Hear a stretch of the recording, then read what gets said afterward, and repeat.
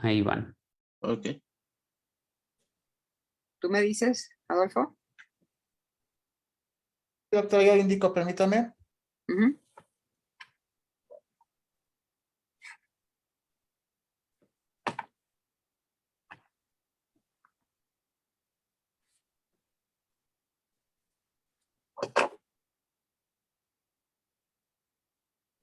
Adelante, doctora, cuando usted guste. Ok, tú dime ya. Sí, doctora, adelante. Muy buenas noches. Muy buenas noches a todos. Agradece el Centro Mexicano de Ultrasonido la asistencia de todos ustedes y de sus dos panelistas que van a presentar el día de hoy, dos grandes ecografistas que tengo el gusto de presentar ante ustedes, que son el doctor Mario Hilario, con el tema de alteraciones congénitas en la edad pediátrica, y a la doctora Patricia Bustamante. Ella hizo oftalmología en el APEC y ultrasonido también en el APEC, y trabaja dentro del servicio de ecografía en la Asociación para Evitar la Ceguera en México. Ella participará con el tema de ecografía y en la utilidad de la ecografía en las enfermedades inflamatorias. Agradezco infinitamente a ambos por participar. Muchísimas gracias y les cedo los micrófonos a ustedes. Muchas gracias, doctora Silvia. Agradezco a la doctora Silvia Lizárraga y a la Sociedad Mexicana de Oftalmología por la invitación. Bueno, vamos a iniciar primeramente con el módulo de alteraciones congénitas en la edad pediátrica. Siguiente. En el siguiente estudio es un estudio epidemiológico, el cual se realizó en el Instituto Conde de Valenciana. En este estudio, principalmente, vamos a analizar las causas de ceguera y discapacidad visual en la primera infancia en el servicio de baja visión de la Ciudad de México. Es un reporte, es un estudio que se realizó en 15 años, una revisión de 15 años. El estudio se realizó en pacientes pediátricos de 0 a 7 años. Los resultados que se recopiló en este estudio fueron los siguientes. Fueron primeramente sexo, edad al momento de la primera cita, causa principal de discapacidad visual, sitio anatómico de la etiología de la discapacidad visual, si existía comorbilidades o alteraciones sistémicas. En el estudio se obtuvieron los siguientes resultados. Podemos observar que primeramente los pacientes de la primera infancia tenían una etiología prenatal con mayor frecuencia. Afecciones prenatales eran los que aquejaban a los dos pacientes. El primer grupo que generó alta influencia son los pacientes de 13 a 24 meses y pacientes de 72 a 83 meses de edad, para hacer un total de 1,487 pacientes. 804 eran hombres y 683 mujeres. Siguiente.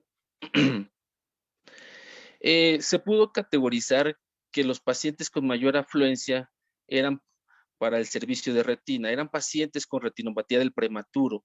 Estos pacientes que se clasificaron eran un porcentaje alto, era un porcentaje del 20%.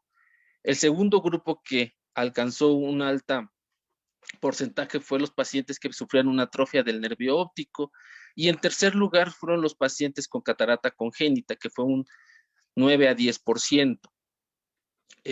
Se pudo observar en este estudio epidemiológico que la mayor frecuencia de pacientes con ceguera o discapacidad visual eran pacientes con retinopatía del prematuro, y se pudo observar que estos pacientes acudían al servicio de baja visual en una edad muy tardía, aproximadamente de 2 años, cuando las secuelas evidentemente podían estar afectando la capacidad visual total de los pacientes. Esto quizás sea un problema de salud pública, de salud en nuestro país, primeramente por la falta de información de los padres, la falta de capacitación de los proveedores de servicio de salud, que puede ser un problema a la larga que genera un problema de salud visual. Siguiente. Aunando ya las patologías o alteraciones congénitas, dividimos el módulo en segmento anterior y segmento posterior. En segmento anterior podemos observar catarata congénita y anomalía de Peters. Siguiente. La catarata congénita, como lo vimos en el estudio previo, es una causa de discapacidad o ceguera infantil. En América Latina representa el 5.2 o el 10% de ceguera infantil. Existe una variedad etiológica, la más frecuente, afecciones intrauterinas, infecciones intrauterinas, alteraciones del síndrome de Lowe, síndrome de Alport. Están categorizadas una serie de alteraciones sistémicas que pueden generar una catarata congénita. Primeramente, nuestro paciente pediátrico va a presentar un cuadro clínico. Si es una catarata congénita, puede ser asintomática cuando observamos una catarata unilateral. Observar un patrón de fijación o un seguimiento de los objetos es una idea de la capacidad visual que va a presentar nuestro paciente pediátrico. Los signos a observar principalmente al inicio de esta patología es la leucocoria. Posteriormente, en estados avanzados, pueden presentar nistagmus o estrabismo. Para una evaluación adecuada de nuestro paciente pediátrico con catarata congénita, primeramente vamos a hacer una biomicroscopía, localización de la densidad de la catarata, observar la morfología, observar si existen opacidades corneales. Es muy importante valorar los microftalmos o si existen algunas alteraciones como glaucoma. Ya una vez valorando a nuestro paciente pediátrico que se presenta con el diagnóstico de catarata congénita, primeramente hay que conocer que es un paciente difícil para la valoración, dependiendo de la edad. Primeramente hay que valorar la lectura queratométrica. Existen pacientes de mayor edad que es posible realizarla y en pacientes pequeños quizás se obtengan un promedio queratométrico de 43 o 44 para poder realizar el cálculo. Determinar el eje anteroposterior del globo ocular es muy importante. Método de contacto en pacientes que son muy pequeños, donde la apertura palpebral es casi imposible para colocar una copa de Prager para hacer el estudio de inmersión. En pacientes de mayor edad puede utilizarse copa de Prager pediátrica para poder obtener una longitud axial. Es muy importante, sabiendo que es un paciente pediátrico, la dificultad para realizar la biometría ultrasónica. Es muy importante conocer nuestro ecograma, saber qué estamos midiendo en una regla biométrica, saber qué espigas están obteniéndose en la pantalla. Primeramente, conocer que nuestra primera espiga esté acorde a la córnea, la segunda a la cápsula anterior del cristalino, la tercera a la cápsula posterior del cristalino y nuestra cuarta espiga en el complejo retinocoroideo. Saber ese detalle de nuestro ecograma nos va a permitir realizar una adecuada longitud axial.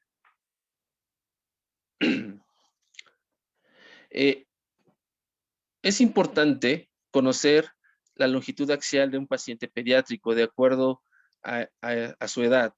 Es evidentemente que un recién nacido va a tener una longitud axial corta de 17.2 milímetros aproximadamente. Conforme la edad va avanzando, tenemos pacientes que a partir de los 8 o 10 años alcanzan aproximadamente una longitud axial promedio final. Es importante realizar nuestra ecografía modo B, ya una vez teniendo las medidas biométricas para realizar el cálculo de lente intraocular, conocer nuestro modo B, es decir, realizar una ecografía de los 4 cuadrantes, valorar con un corte longitudinal la cápsula posterior del cristalino, si no existe alguna otra alteración como un lenticono posterior o en casos donde haya algún trauma, una ruptura de la cápsula posterior. Es importante valorar la cavidad vítrea, valorar la pared escleral, la excavación del nervio óptico, que en muchas ocasiones estos pacientes con catarata congénita pueden presentar alteraciones como glaucomas congénitos. Entonces es muy importante realizar una ecografía modo B. Cuando son pacientes muy pequeños, es importante realizar el estudio transpalpebral para poder obtener los diferentes tipos de imágenes. El utilizar una fórmula es controversial, es difícil con exactitud realizar el cálculo del lente intraocular en pacientes pediátricos. No existe un consenso real conforme a la utilización de fórmulas. Lo más aceptado es utilizar fórmulas para ojos cortos, por ejemplo, la fórmula de Hofer. Es importante conocer que la mayoría de los pacientes es ideal colocar un lente intraocular y posteriormente llevar una rehabilitación visual, ya sea con lente aéreo o con lente de contacto. Eso es muy importante. Otra anomalía del segmento anterior es la anomalía de Peters. Es una opacidad corneal central donde existe cierto grado de alteraciones en el iris, en el cristalino. Es prácticamente una falla en la separación de la vesícula del cristalino de la cara posterior de la córnea. Casi es un signo patognomónico encontrar alteraciones corneales centrales, alteraciones en la membrana de Descemet, que 2/3 de los pacientes son bilaterales. Esto se puede acompañar con cataratas, con malformaciones de polo posterior como el vítreo primario hiperplásico persistente, ciertos colobomas de disco y algunas alteraciones en retina. Para estos pacientes es importante realizar la valoración del segmento anterior. Lo ideal es realizar una ultrabiomicroscopía del segmento anterior. Es importante valorar en estos pacientes la ausencia del endotelio corneal, la alteración de la membrana de Descemet, la presencia de sinequias anteriores, la presencia de sinequias posteriores. Evidentemente, un paciente pediátrico será difícil realizar una ultrabiomicroscopía convencional con una copa de inmersión. En estos pacientes se puede utilizar métodos de clear scan para poder realizar la valoración del segmento anterior. Ya en otro módulo se hablará un poco de las técnicas de ultrabiomicroscopía. En el segmento posterior tenemos una serie de alteraciones en la edad pediátrica. Primeramente hablaremos de la retinopatía del prematuro. Siguiente. La cual es una enfermedad, como ya lo habíamos mencionado, importante en nuestro medio, en nuestro sistema de salud en México, ya que es una enfermedad que afecta la vascularización de la retina inmadura postnatal en ojos de niños prematuros. Puede ser leve, dejar secuelas, o puede ser muy severa y producir desprendimiento de retina traccional e incluso llegar a la ceguera bilateral. Estos pacientes, como lo mencionamos en la revisión epidemiológica anterior, son pacientes que son prematuros extremos, son pacientes con peso menor a 1,500 gramos, una edad gestacional de 31 semanas menor. Son pacientes que van a requerir una ventilación mecánica, oxigenoterapia, o pueden estar produciendo eventos de hipoxia o incluso bradicardia.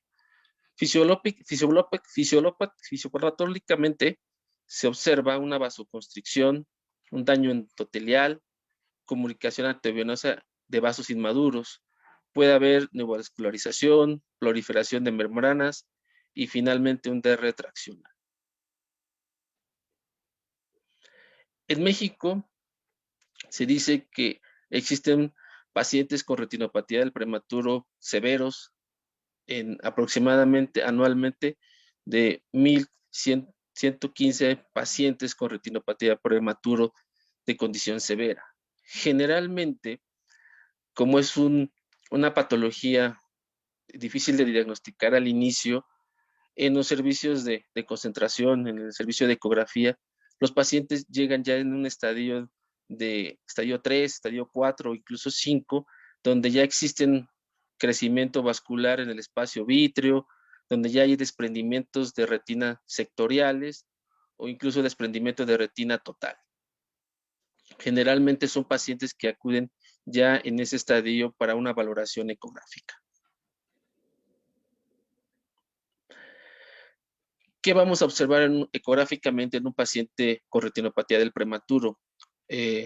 Como lo mencionamos, ya son estadios avanzados, generalmente se van a presentar como desprendimiento de retina, poco móvil, con algunos pliegues. Generalmente la característica de este tipo de ecografía modo B es observar una membrana, la cual emerge una membrana que emerge de nervio óptico de alta ecogenicidad, la cual se dirige hacia la hora serrata.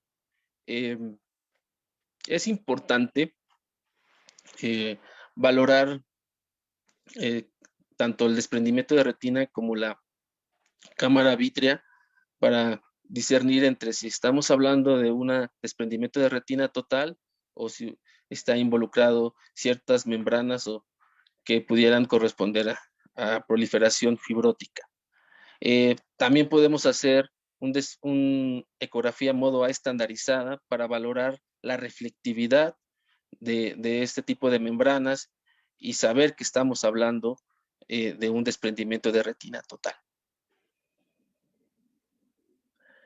Las siguientes imágenes podemos observar son desprendimientos de retina total en embudo cerrado, ya prácticamente con poca movilidad. Son pacientes que ya la retina está con pliegues, ya con disminución de la ecogenicidad.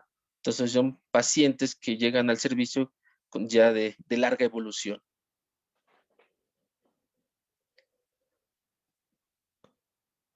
Como lo muestra en el siguiente video, es una membrana en modo cinético. Debemos hacer esta ecografía, es decir, no solo en imagen estática, es valorar la movilidad de esa membrana, la cual generalmente emerge de nervio óptico, y valorarla con otras membranas en la cámara vítrea, que es la proliferación fibrótica. El vítreo primario hiperplástico es una malformación congénita de la porción anterior del vítreo primario, que se presenta generalmente una placa de tejido conectivo fibrovascular retrolental. Este tipo de pacientes presentan un 90% son los casos unilaterales. Se asocia principalmente a la arteria hialoidea en un 3% de recién nacidos. En el 90% son prematuros. El 30% de estos pacientes puede estar acompañándose de desprendimiento de retina y la presencia de microftalmia. Puede haber algunas otras alteraciones como microftalmia, como ya lo mencionamos, catarata, procesos ciliares alargados, glaucoma, coloboma de iris, hiperplasia o displasia de nervio óptico, entre otras.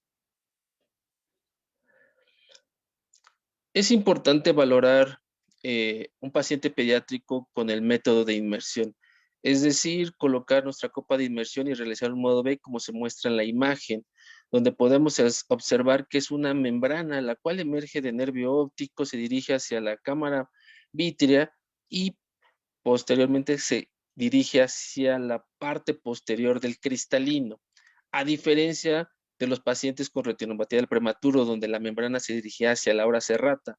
Este tipo de pacientes, esta membrana retrolental está en la cápsula posterior, lo que también produce la opacidad del cristalino.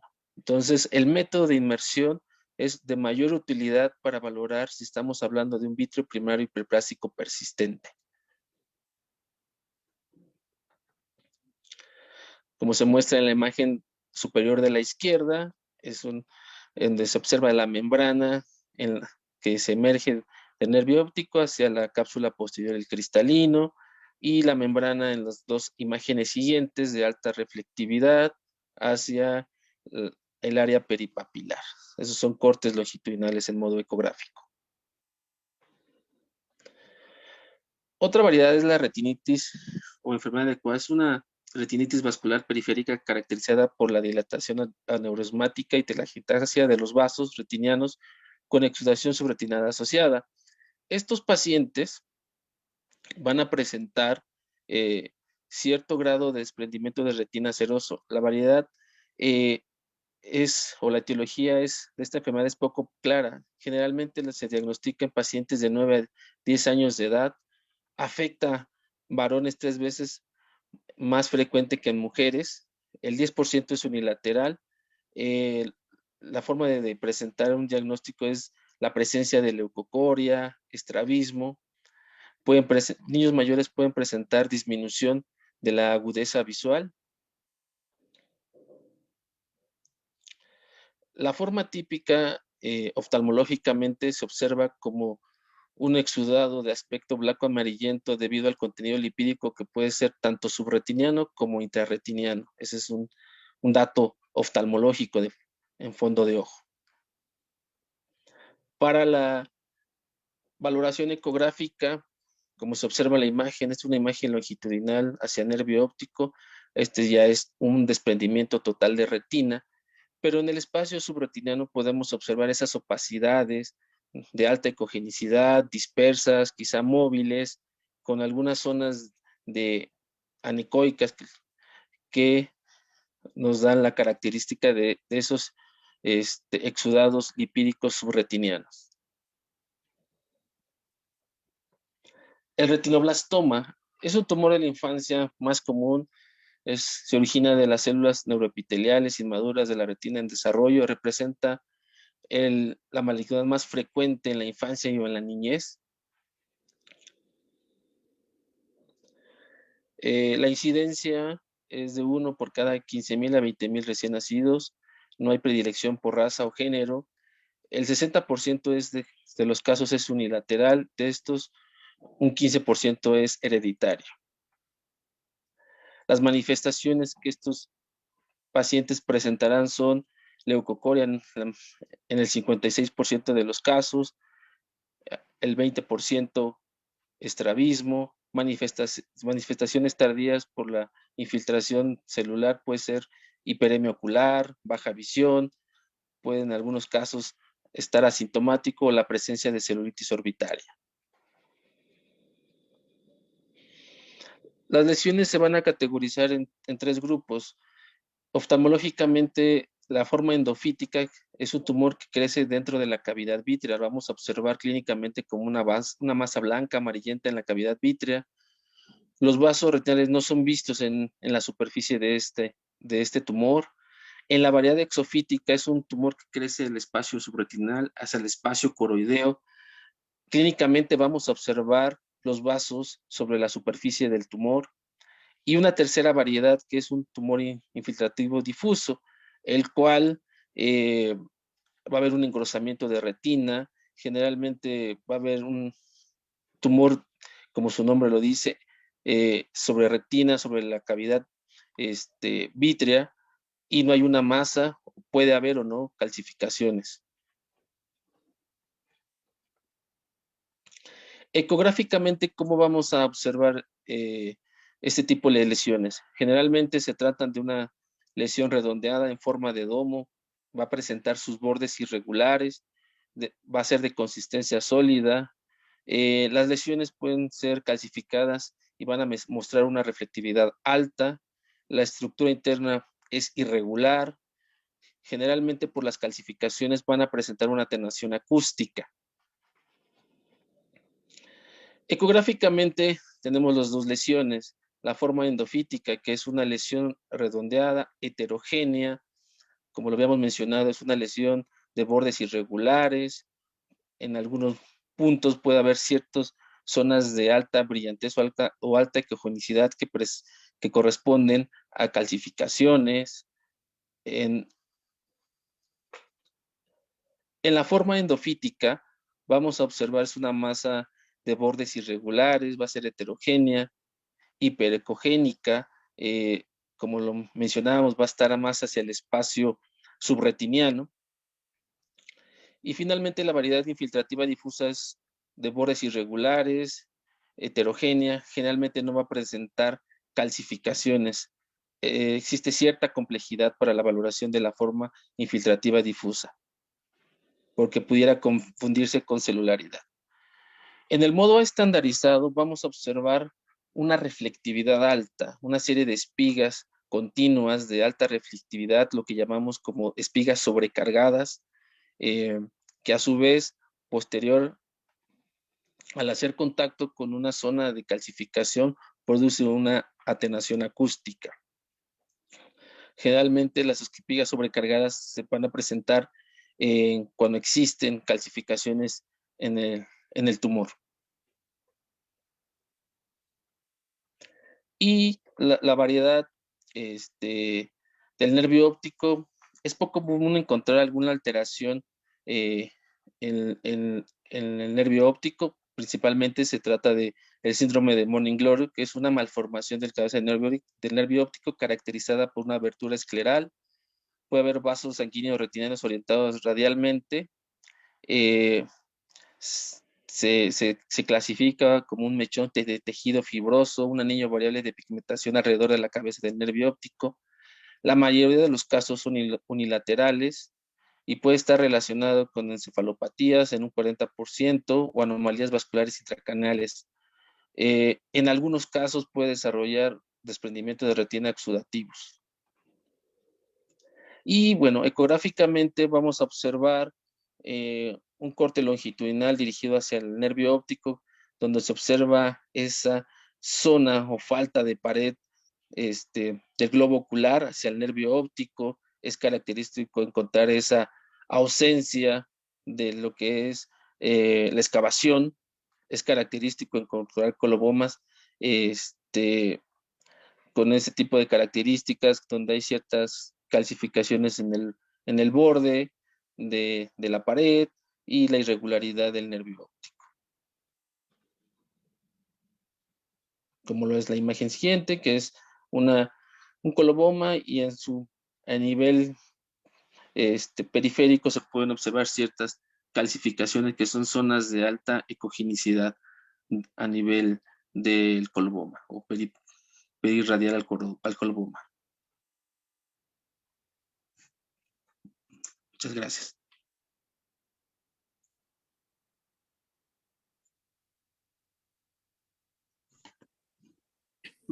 Gracias, doctor Mario Hilario, muchísimas gracias. Vamos a continuar con la doctora Patti Bustamante con el tema de ecografía, la utilidad de la ecografía en las enfermedades inflamatorias. Adelante, Patti. Sí, gracias, doctora. Muchas gracias también por la invitación. Y bueno, realmente hablar de enfermedades inflamatorias es un tema bastante extenso. El día de hoy vamos a tratar de cubrir lo más frecuente que nos encontramos en la práctica clínica. Y entonces el objetivo de esta plática es conocer justamente los hallazgos ecográficos de estas enfermedades. Vamos a ver los siguientes temas, ya para no quitarles más tiempo. Pues realmente los procesos inflamatorios del ojo pueden involucrar tanto el segmento posterior, incluso la órbita o todo el globo ocular y anexos. Por lo que el ultrasonido es una herramienta bastante útil para apoyar el diagnóstico y seguimiento de estos pacientes. Y tenemos entonces a la mano pues lo que es la ecografía modo B y la ultrabiomicroscopía para valorar a estos pacientes. Vamos a comenzar con las uveitis anteriores. Sabemos que la uveitis anterior es pues una inflamación del segmento anterior y que está asociada a enfermedades autoinmunes o es de origen idiopático o otras causas infecciosas, en donde vamos a observar justamente la celularidad en la cámara anterior.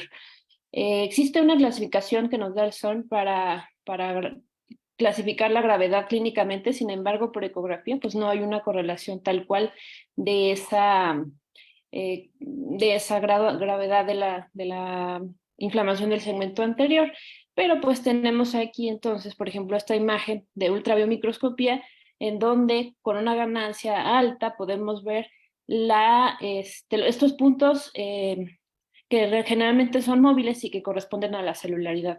Entonces, en un paciente que inicia con un cuadro uveítico, podemos hacer un seguimiento de cómo esta celularidad se va comportando a lo largo del tiempo.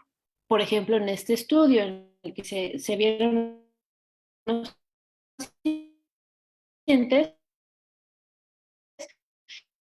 y más o menos una veía como los a largo plazo, ¿no? Entonces, cuando tenían inicio cuadro, se veía una celularidad importante en la cámara anterior, pero fíjense que también puede haber una inflamación hacia la cámara posterior, el vitro anterior, con edema del tejido uveal, incluso cuando es un cuadro muy severo, y conforme se va iniciando el tratamiento, este es un corte, bueno, unas imágenes a las 2 semanas, como la celularidad tanto en cámara anterior, cámara posterior y el tejido uveal va disminuyendo, hasta que a las 6 semanas prácticamente ya está resuelto. Entonces, además de este seguimiento, el estudio que concluye que es importante tener un tratamiento antiinflamatorio con esteroides con un tiempo prolongado, ya que no es tan rápida esa desaparición de la salida tanto en la cámara anterior como posterior. Entonces, es una herramienta útil en ese sentido. Además de la celularidad en la cámara anterior, pues por ejemplo en las uveitis anteriores granulomatosas y no granulomatosas tenemos los depósitos retrocreáticos que son de determinadas características dependiendo del origen de esto. O sea, aquí vemos clínicamente cómo están esos depósitos retrocreáticos, principalmente en la parte inferior de la córnea, que es el triángulo de Arnold, y que nosotros lo podemos ver también acá en la ultrabiomicroscopía. Esta masa, bueno, esta lesión aquí que se adhiere al endotelio, que corresponde justamente a esos depósitos retrocreáticos, y vemos también algo de celularidad en la cámara anterior. En las uveitis anteriores granulomatosas, hay que acordarnos que también están los nódulos de Keppe, Busacca y Berlín. Estos nódulos principalmente se observan a nivel del estroma, son lesiones heterogéneas, bien delimitadas, que dependen del estroma, y esto es en un corte longitudinal que corresponde a estos dos que vemos acá. Y clínicamente podemos ver los nódulos aquí. Son de variabilidad, el tamaño es variable y depende de la localización, pues el tipo de nódulo que vamos a observar, pero así es como se ven ecográficamente en el contexto de una uveitis anterior granulomatosa. Ahora, podemos ver también cuáles son las secuelas a largo plazo de una uveitis anterior. Por ejemplo, aquí vemos la atrofia de iris. Aquí debería estar nuestro tejido estromal del iris, pero vemos un adelgazamiento importante. Por ejemplo, es común encontrarlo en pacientes que tuvieron una uveitis herpética. También podemos ver atrofia de cuerpo ciliar en procesos inflamatorios crónicos. Aquí es donde debería estar nuestro cuerpo ciliar y ya vemos un adelgazamiento importante. Y pues también podemos observar la seclusión pupilar. Aquí se pierde totalmente la regularidad del iris con formación de catarata acá y las sinequias del iris hacia el endotelio y hacia la cápsula anterior del cristalino, que incluso nos pueden dar esta configuración que conocemos como iris bombé, ¿no? Y que son causa de un glaucoma en estos pacientes. En cuanto a la escleritis y epiescleritis, dentro de la escleritis, recordemos que la escleritis anterior difusa es la forma más frecuente, que es la imagen que tenemos acá, pero también tenemos la escleritis nodular. Igualmente se asocia a enfermedades, puede ser idiopática, pero siempre hay que sospechar de enfermedades sistémicas y también de origen infeccioso. O sea, aquí les presento una imagen de VM donde vemos un segmento anterior normal. Este es un corte longitudinal y este es un corte transversal. Vemos aquí las diferentes estructuras, la córnea, el iris, la conjuntiva, la esclera, el cuerpo ciliar y sus procesos. Y lo mismo acá en un corte transversal, la conjuntiva, la esclera, el cuerpo ciliar con sus procesos. Entonces vemos que se delimita bastante bien cada una de las estructuras. Sin embargo, en la escleritis difusa, por ejemplo, podemos observar ahí una pérdida de la integridad de la esclera, no se ve de forma bien delimitada y hay un edema conjuntival asociado.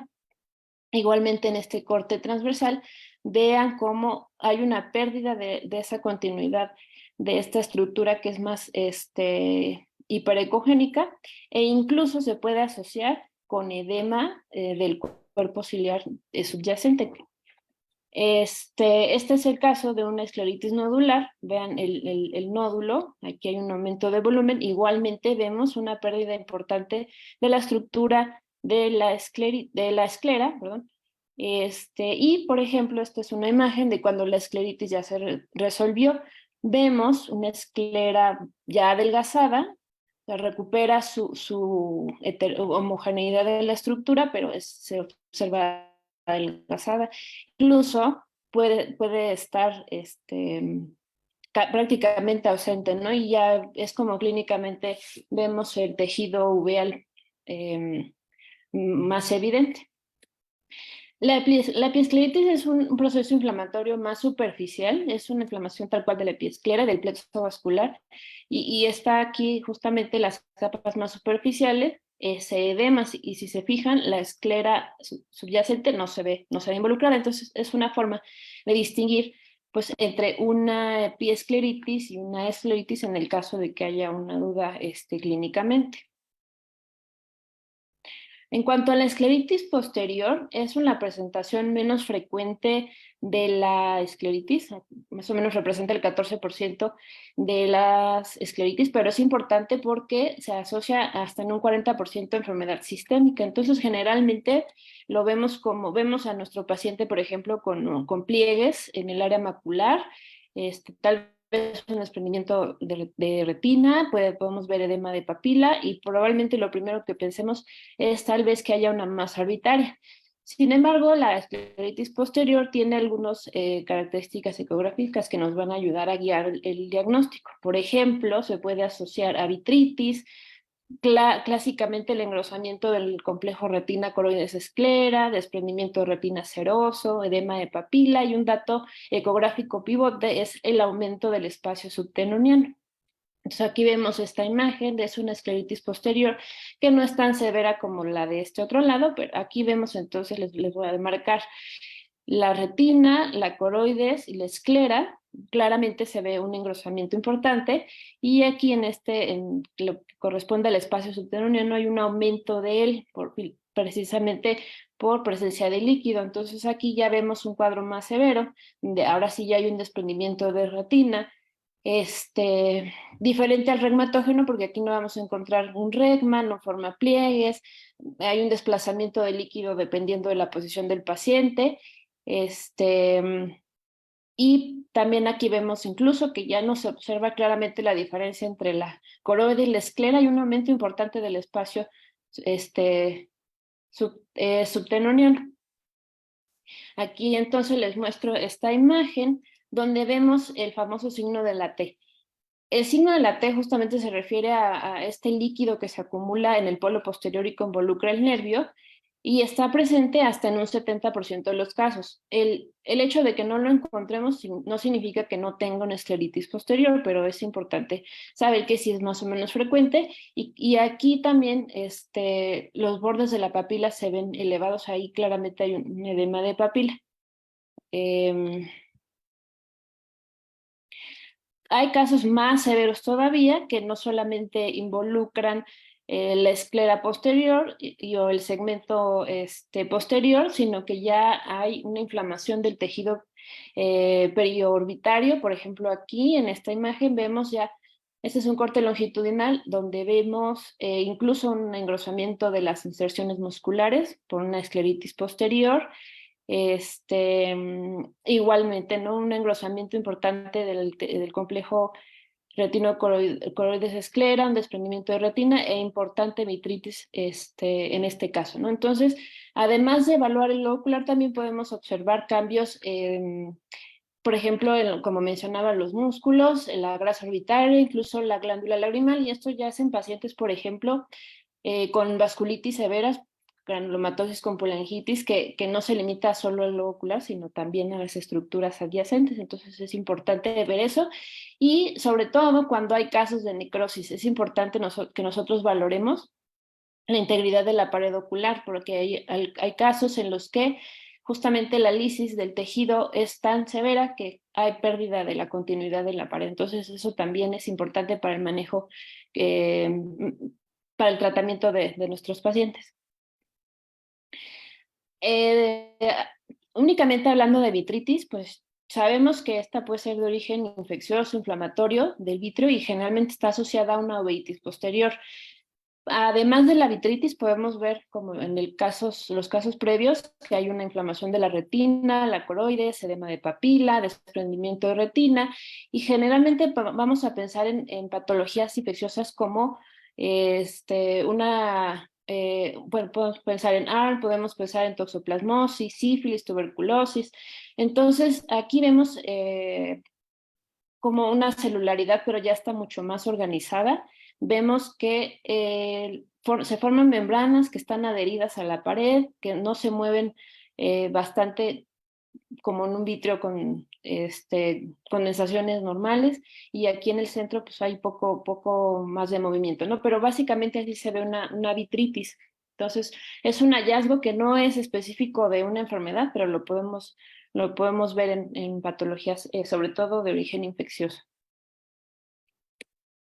Ahora, una enfermedad importante que tenemos que tener en cuenta, que sí tiene unos datos muy específicos, es la enfermedad de BKH. Recordamos que es una enfermedad multisistémica y que se asocia a una panuveitis bilateral.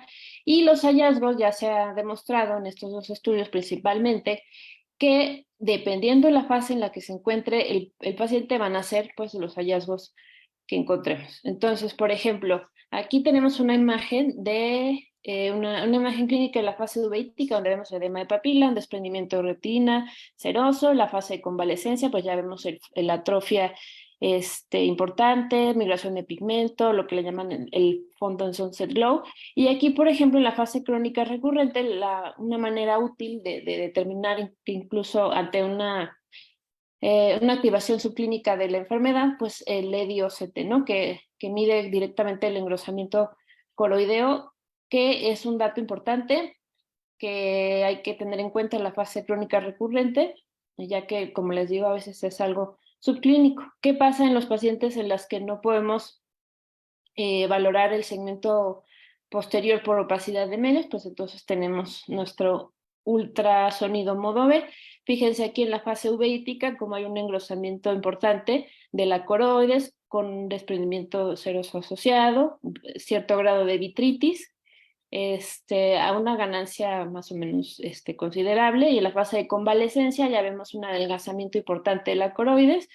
Fíjense aquí esta imagen en domo que vamos a describir más anteriormente, más adelante, y aquí una fase de recurrencia en donde vemos pues tal vez un engrosamiento leve de la coroides, pero nuevamente de celularidad en el segmento posterior.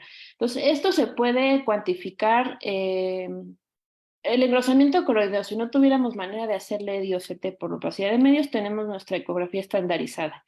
Esto lo hacen ecografistas entrenados para ello, y nosotros medimos justamente la distancia que hay entre la retina y la esclera para determinar objetivamente cuál es el grosor coroideo, que no es equiparable con el EDI-OCT, pero nos puede ayudar para el tratamiento y seguimiento de estos pacientes. Aquí tenemos esa imagen que yo les mencionaba. Este es un corte por OCT de algo que le llaman fibrosis subretiniana. Estos hallazgos se encontraron principalmente en pacientes con BKH ya en la fase de convalescencia, un estudio que se realizó por la doctora Mallorquín y colaboradores. Y en otro estudio más reciente, justamente se encontró que los factores de riesgo para desarrollar esa fibrosis subretiniana es los pacientes que tienen atención médica tardía, que tuvieron un desprendimiento de retina o un desprendimiento de retina buloso, pero de origen seroso, ¿no? Entonces, en esos pacientes es común que nosotros encontremos esta fibrosis subretiniana. En cuanto al VM y BKH, también podemos observar los cambios que ocurren durante las fases de la enfermedad. En la fase uveítica vemos, por ejemplo, un engrosamiento importante del cuerpo ciliar y la pars plana, incluso del iris, ¿no? Y con su celularidad en la cámara anterior. Y también se hizo un estudio previamente en el hospital, donde participó el servicio de ecografía y uveitis, donde se medía también el grosor de la pars plana y la pars plicata del cuerpo ciliar en la fase crónica recurrente y su seguimiento a lo largo del tiempo después del tratamiento, y se veía que al final, después del tratamiento, pues se lograba obtener una mejoría del cuadro y se cuantificaba justamente con un grosor del cuerpo ciliar ya normal. Ahora, un cuadro importante en pacientes pediátricos es la pars planitis. La pars planitis es una uveitis intermedia que se asocia a bancos de nieve y que no hay una enfermedad sistémica asociada, y también va a tener características de otras uveitis, pero vamos a encontrar puntos muy importantes en estos pacientes. Por ejemplo, la endotelitis en pacientes con enfermedad crónica, la queratopatía en banda, y pues generalmente una inflamación del segmento anterior va a propiciar la aparición de sinequias, catarata, pero en estos pacientes es muy importante determinar si existe o no la presencia de membrana ciclítica, porque esto va a determinar incluso desde la severidad de la enfermedad hasta el tipo de tratamiento que conllevan nuestros pacientes. Entonces, la ultrabiomicroscopía vemos aquí, por ejemplo, la formación de catarata en este paciente, y algo muy importante es esta membrana ciclítica que ven acá, cómo está pues siendo andamiaje en la misma cápsula posterior del cristalino, incluso la anterior, para esta membrana ciclítica. Entonces es importante evaluar no nada más la presencia, sino qué tanto ha crecido a lo largo del tiempo esa membrana. Como les hablaba yo, también la endotelitis, fíjense aquí en esta imagen, un espacio hipoecoico en el endotelio es característico de una endotelitis autoinmune que se ve como una opacidad y generalmente es inferior en los pacientes con pars planitis. Y, por ejemplo, la queratopatía en banda, que son depósitos de hidroxiapatita. Entonces, vemos aquí que hace una atenuación posterior y eso es por el mismo calcio, ¿no? Entonces, son cositas que podemos ver en nuestros pacientes y que nos indican incluso si está activa o ya es crónica la enfermedad. En cuanto a la membrana ciclítica, hago mucho énfasis porque ha sido una parte importante del tratamiento, diagnóstico, perdón, y pronóstico de estos pacientes. Entonces es importante, por ejemplo, aquí ver la extensión.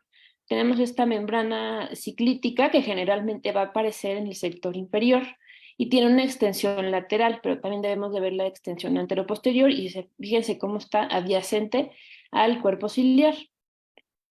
Y se hizo también un estudio en el que se caracterizaron por VM las membranas ciclíticas de los pacientes con pars planitis. Generalmente están en un cuadrante y se extienden en menor frecuencia hacia anterior o posterior, pero lo importante también es que tienen una complicación severa, que es el desprendimiento del cuerpo ciliar por tracción, al igual que la retina. Entonces, eso también lo debemos de ver en la ultrabiomicroscopía.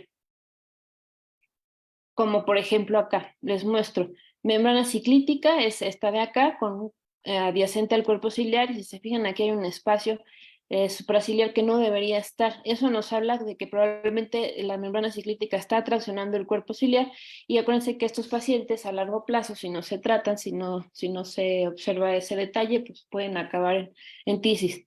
Ahora, ¿qué diferencia hay de la membrana ciclítica con el banco de nieve o los copos de nieve? Este es el cuerpo ciliar, están mucho más posteriores, aquí vistos por ultrabiomicroscopía, a diferencia de la membrana ciclítica, que los podemos ver incluso acá en una ecografía modo Bella, en un corte transversal más anterior, aquí, ¿no? Estos copos o bancos de nieve que se producen también en esta enfermedad y que son muy característicos. Además de los hallazgos en el segmento anterior, o vítreo anterior, podemos ver que también ellos muestran un cierto grado de vitritis, puede haber hemorragia vítrea por la vascularización anómala de la membrana ciclítica y desprendimiento de retina que ya mencionábamos que era por la tracción de la membrana ciclítica, los bancos y copos de nieve y estas membranas, bandas vítreas que forman por la misma inflamación que vemos acá en el vitro anterior, vemos toda la celularidad, y este es otro paciente con pars planitis, y vemos una celularidad importante. Ahora, el hecho de que haya celularidad acá, si yo solamente veo la imagen y no lo correlaciono clínicamente, puede ser que yo diga que este paciente tiene una enfermedad activa y sin embargo está inactiva. Entonces, a lo que voy es que el vítreo puede quedar impregnado con celularidad y no por ello quiere decir que hay una enfermedad activa. Entonces, por eso es importante hacer la correlación clínica con la ecografía. Y sí, no digo que no haya cambios, pero sí hay que estar pendiente de ese detalle. Otra enfermedad importante que a veces puede confundirse con la pars planitis por las siguientes características y que es una causa no tan frecuente tal vez de leucocoria en niños, es la toxocariasis. Acuérdense que es una inflamación intraocular, una infestación intraocular por un nematodo toxocara y que generalmente tiene 3 presentaciones clínicas, que es la endoftalmitis, que va a generar una vitritis importante, pero puede confundir en pacientes con pars planitis, y la presencia de un granuloma posterior o periférico. Esta imagen aquí nos muestra cómo de la papila parte una banda, que la vamos a ver también desde la ecografía. Entonces vemos aquí este video de un paciente con toxocariasis. Vemos cómo forman unas bandas vítreas que incluso pueden, ¿cómo se llama? Generar una atracción vitreoretiniana y se dirigen pues, a la parte del vitrio anterior.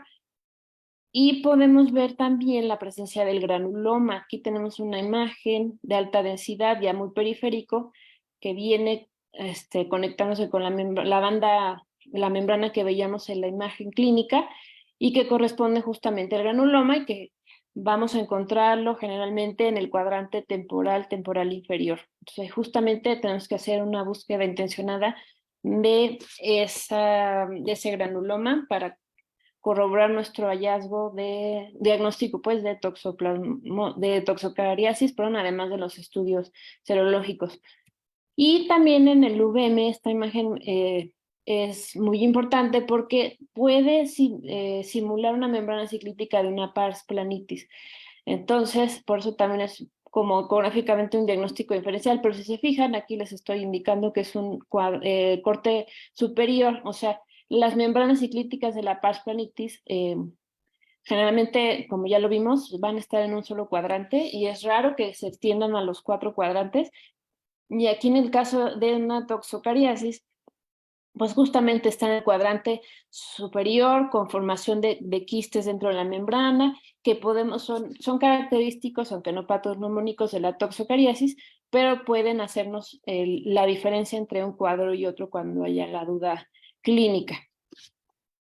Entonces, finalmente, es importante sí tener la imagen, pero correlacionarlo clínicamente, parece chiste de radiólogo, pero es importante. Al igual, cuando solicitamos la ecografía, debemos tener en mente cuáles son los diagnósticos diferenciales para que el ecografista no haga el estudio a ciegas y ser más dirigido. Y también acuérdense que muchas de las patologías, las enfermedades inflamatorias pueden compartir hallazgos, no son característicos uno de otro.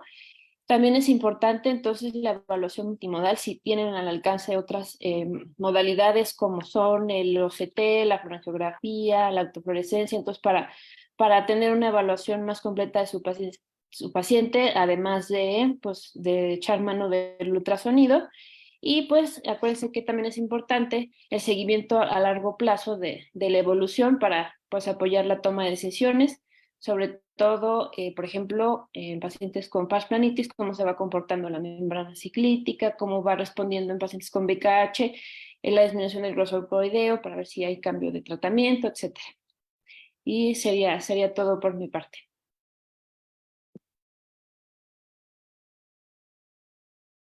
Muchas gracias, Pati.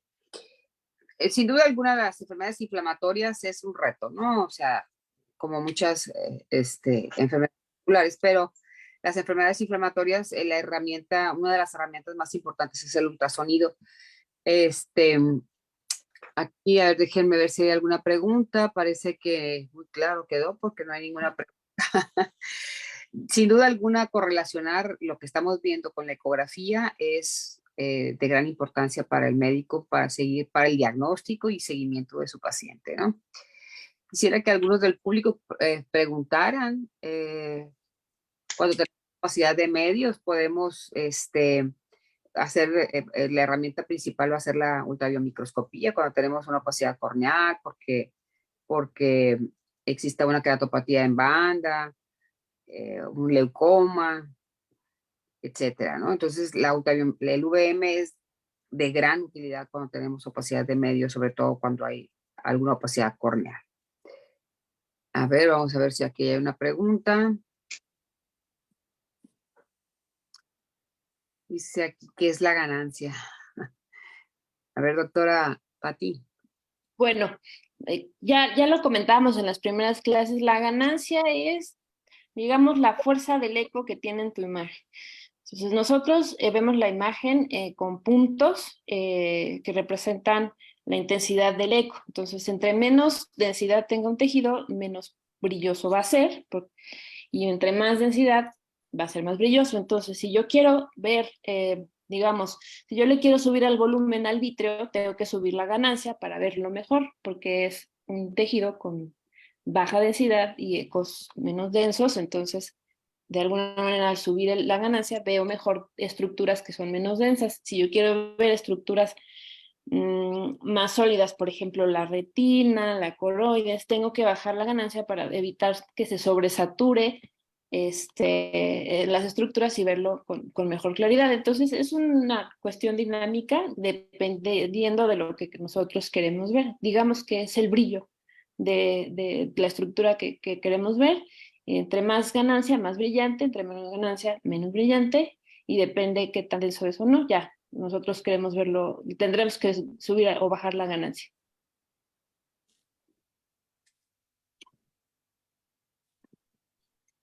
Aquí dicen que estuvo muy claro. Dice, en toxoplasma, el ultrasonido ayuda a determinar si quedan quistes con posibilidades de reactivación.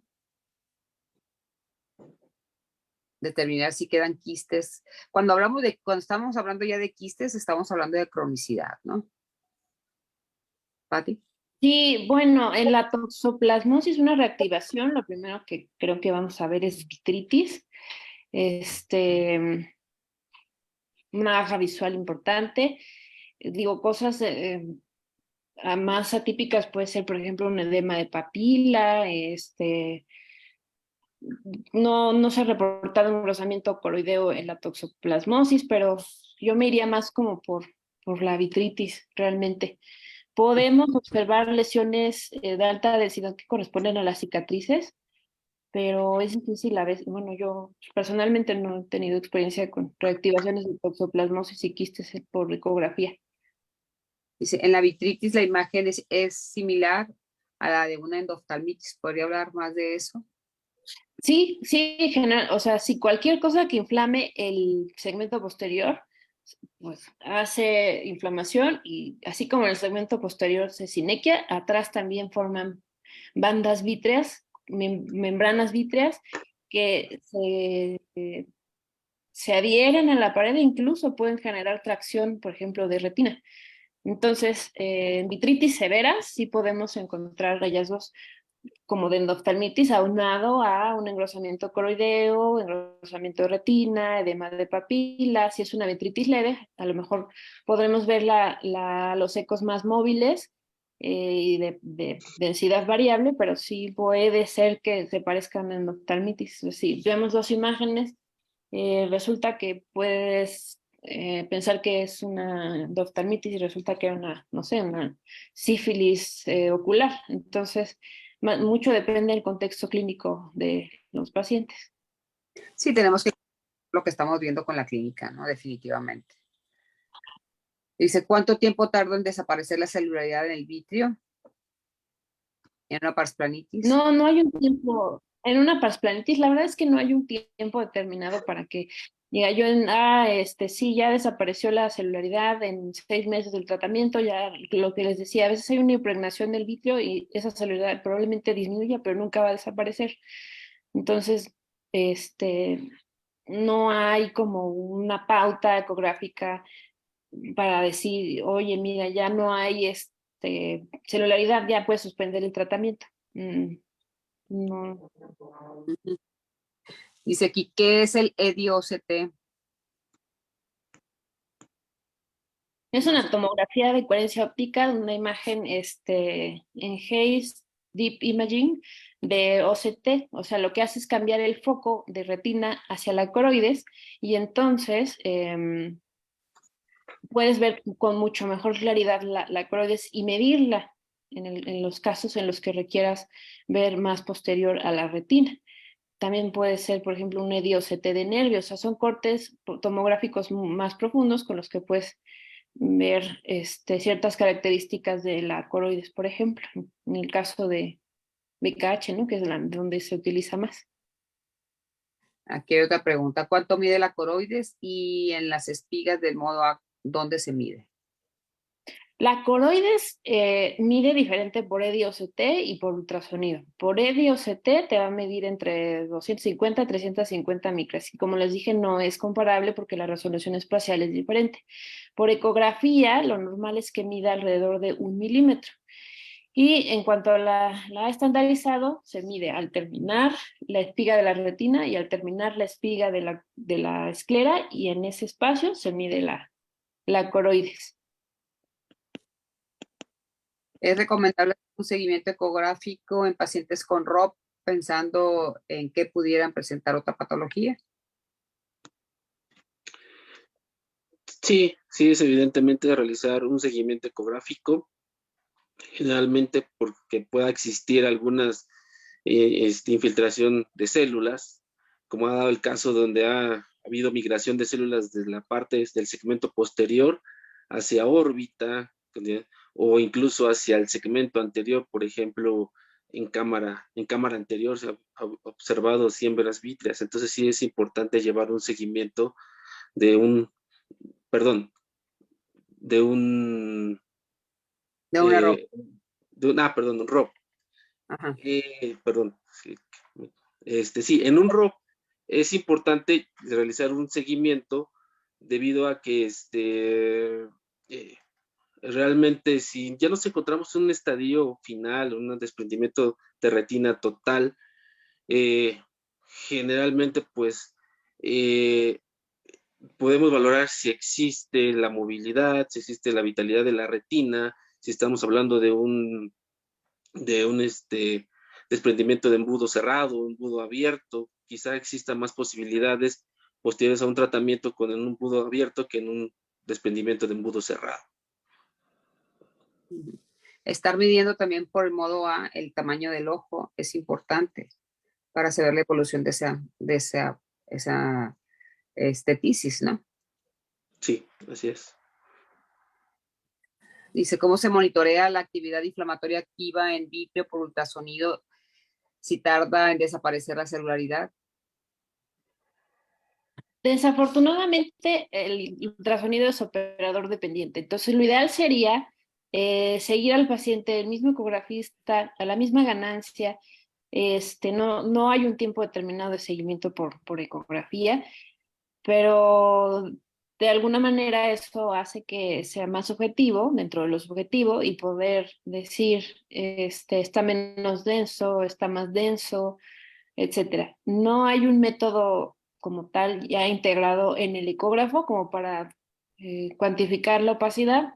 Por ahí hay un estudio que se hizo en APEC en años anteriores de la doctora Catalina Becerra, que se hizo en APEC, y hay una manera objetiva de medir la densidad del vitrio en cuanto a celularidad, que le llaman MIG, imagen de mínima ganancia, en la que comparamos con diferentes ecografías a qué ganancia va desapareciendo esa celularidad, para de alguna manera tener una idea más clara y objetiva de cómo está comportándose la celularidad. Y por ahí luego les comparto el artículo si gustan.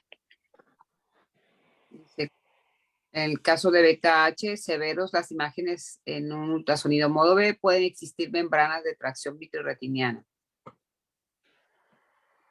BKH, generalmente no hay un desprendimiento de retina traccional, es más seroso, no hay una vitritis tan severa como para causar un desprendimiento de retina traccional. y pues el desprendimiento seroso igual va desapareciendo conforme se va inactivando la enfermedad, y ya vimos que pues puede ser un factor de mal pronóstico visual, ¿no? Dependiendo de las características del DR seroso, pero DRT no hay en BKH.